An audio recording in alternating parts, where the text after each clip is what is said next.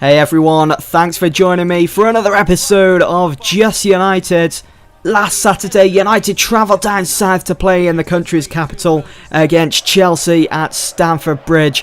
Van Gaal had a few setbacks heading into this game against Chelsea in the way of injuries. Michael Carrick was out, so was Phil Jones and Marcos Rojo and even Daley Blind. So a shuffle of the pack was in order for Van Gaal going up against his former apprentice Jose Mourinho. In came Radamel Falcao, who's been warming the bench now for quite a few weeks, which meant that Rooney had to drop back into central midfield, almost into Michael Carrick's position as a central defensive mid in support of the back four. And as we know, that's not Rooney's best position, as we've seen that transition throughout this season. Van Gaal started off with that 3-5-2 formation, having Rooney in that midfield role. And then as we've gone on with the season, he's changed his way of thinking, changed the formation.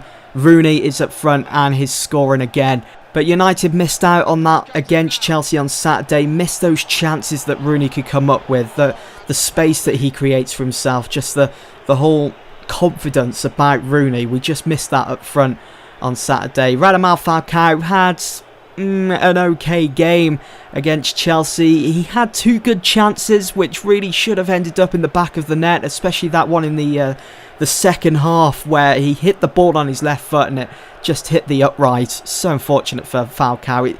His whole career at United this season has been unfortunate. But anyway, Robin van Persie was also back in the United side. He didn't feature in the game. He just stayed on the bench for the whole 90 minutes, and I can see where Van Gaal is coming from. He wants to ease Van Persie back into first team football. He did start midweek in the under-21s though, and played up to the 60th, 70th minute, something like that. Had a decent game, didn't get on the score sheet, but it's good to know that he is back match fit, ready for these last couple of games of the season, giving us an extra boost when it comes to attacking. With Phil Jones out of the trip to Stamford Bridge, Paddy McNair was called upon to take his place in the first team to work alongside Chris Smalling as the other centre-back. And he got the job done at Stamford Bridge as well as Chris Smalling. Those two seemed pretty tight at the back, was very solid, keeping Drogba quiet, and also Eden Hazard. I will get to that in a minute though, with Hazard being the goal scorer. But Paddy McNair, I'm excited to see what he can become in the next 4 or 5 years and how Van Gaal is going to utilise him, because Paddy McNair, as we know, is a pretty versatile player. I think he started as a central midfielder and then he worked his way over to the right mid, then right back, then centre back. He's just been all over the place. So I'm looking forward to seeing which position he settles down with, which is going to be his permanent position. Is it going to be a centre-back? Is it going to be a central midfielder? Obviously, we're going to find out. And how well he's going to be able to get on in those games. I'm looking forward to that and his development at United. Luke Shaw was back in the starting lineup for United on Saturday against Chelsea. He was dropped in straight at the deep end. There was no sitting out on the bench and then bringing him on at half-time or somewhere in the second half. There was none of that. He started straight away as soon as he's come back from injury. Imagine that, the pressure that Luke Shaw would have had mounted on him as soon as that team was announced by Van Gaal a couple of days before the Chelsea game. But you know what? Shaw soaked up that pressure. It didn't bother him. He was tremendous against Chelsea. He was like picking up where he left off. It's almost as if he wasn't out with injury. He was one of the best, if not the best player on the pitch on Saturday at Stamford Bridge. He was making those darting runs down the left side. He was creating those chances for our forwards, and especially that chance that we had early on in the first half, and I'm sure you guys will remember. And yes, I was one of those that was celebrating, thinking that it was a goal. Luke Shaw just took the ball into the box after beating his man. I think it was Azpilicueta that was putting up the challenge, but Luke Shaw went round him. Rooney was in space. Shaw recognised that, passed the ball to Rooney, and it was Rooney's finishing that kind of let him down there as he hit it first time. Maybe he had a bit of time as well to take a touch, but he hit it first time on his left foot, trying to curl it around Courtois, looking for that top left-hand corner. And the ball hit the back post, the post that holds up the net.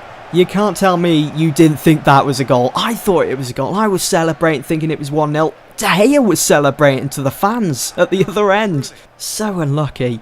The first goal, and the only goal of the game anyway, was to Chelsea, unfortunately. It came from Eden Hazard. It all started when Falcao had possession of the ball. He was easily bundled off it by John Terry. I did think, though, that the ref should have given a free kick there, as Falcao was just brought down to the ground. He was wrestled to the ground. It shouldn't have happened. The play shouldn't have been allowed to go on, in my opinion.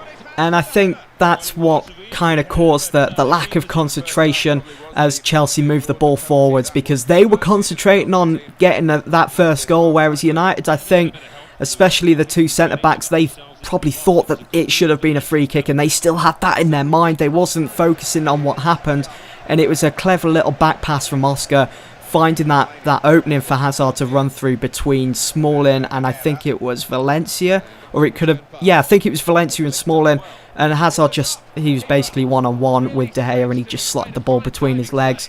Very unfortunate. I didn't feel at the time that Chelsea deserved that, but again, it was that lack of concentration which really cost us after that challenge on Falcao. And of course, after Chelsea had scored that first goal, it turned up on time. The big blue bus. It parked up just inside the penalty area. A nice spot in the eyes of the Chelsea fans. There was adequate shade and a cool, comforting breeze to accompany the driver who was taking his snooze for the rest of the game.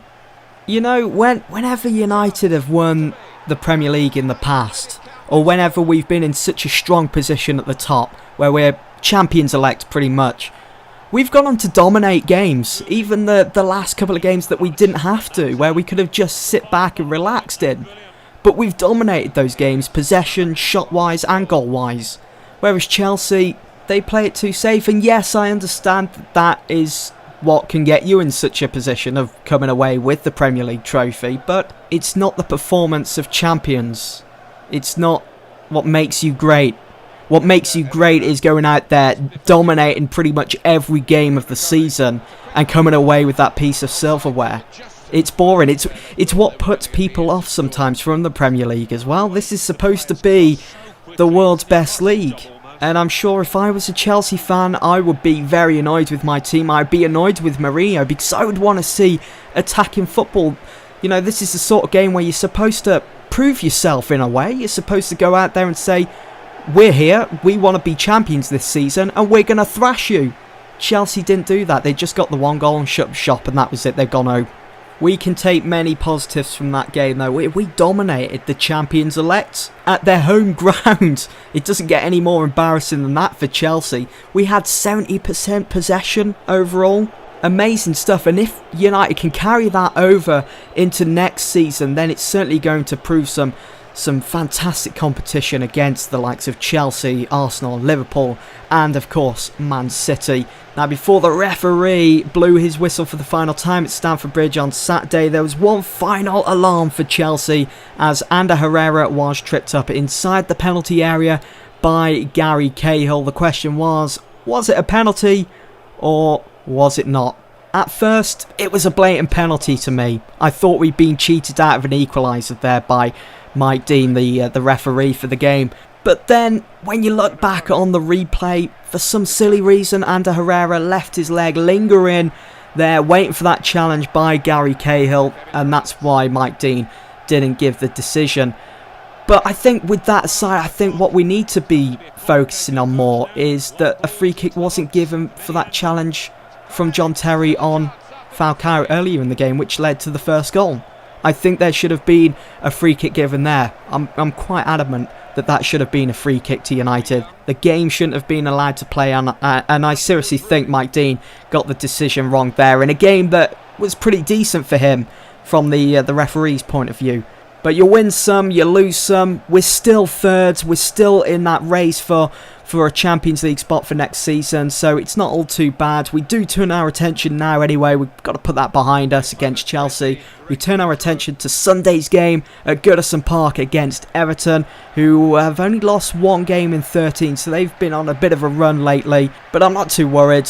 If Michael Carrick and Blind and Jones all return for that game, then I can see us getting the win there. Should be a simple game against Martinez's side. He's had time to put his own team together, and we've seen what he's capable of doing, and that's ending up in the bottom half of the table.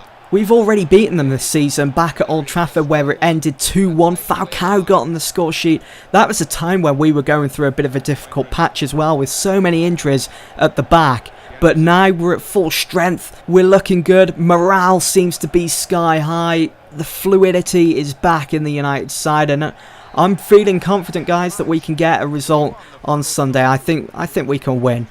Now for this episode, yes, I'm going to finally predict a team. I know it's been a while. That's because Van Gaal needed to keep that consistency going, and he has before that game against Chelsea, before we picked up those 4 injuries. So here we go. This is going to be my team prediction to take on Everton this Sunday. This is the team that I would go with, and this is going to be so difficult because, especially if those 4 players are back fully fit in time for Sunday. So in goal, I go with De Gea, of course. At right back, Valencia. My right centre-back would be Chris Smalling. Left centre-back would be Paddy McNair. If Phil Jones is available, I'd probably start Phil Jones over the top of McNair. But, that's such a difficult decision. I'm glad I'm not the manager. At left back, again, if Blind is available, I think I'd put Blind in there. But maybe Luke Shaw deserves it a bit more. I'd probably start Luke Shaw against Everton, actually, because he is a natural left back, whereas Blind, because he's a versatile player, we're unsure of what his definite position is.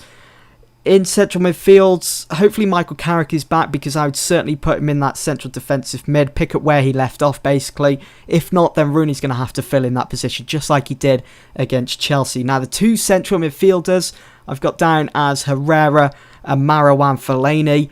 The 2 wingers pushing out wide, Ashley Young on the left and Juan Mata on the right. And up front on his own would be Radamel Falcao. And there we have it. That's my prediction for the starting lineup for United to take on Everton this Sunday at Goodison Park. And that's it from me, guys, for this episode of Just United. I hope you've enjoyed, and I'll see you all very soon for the next one. Thanks for watching.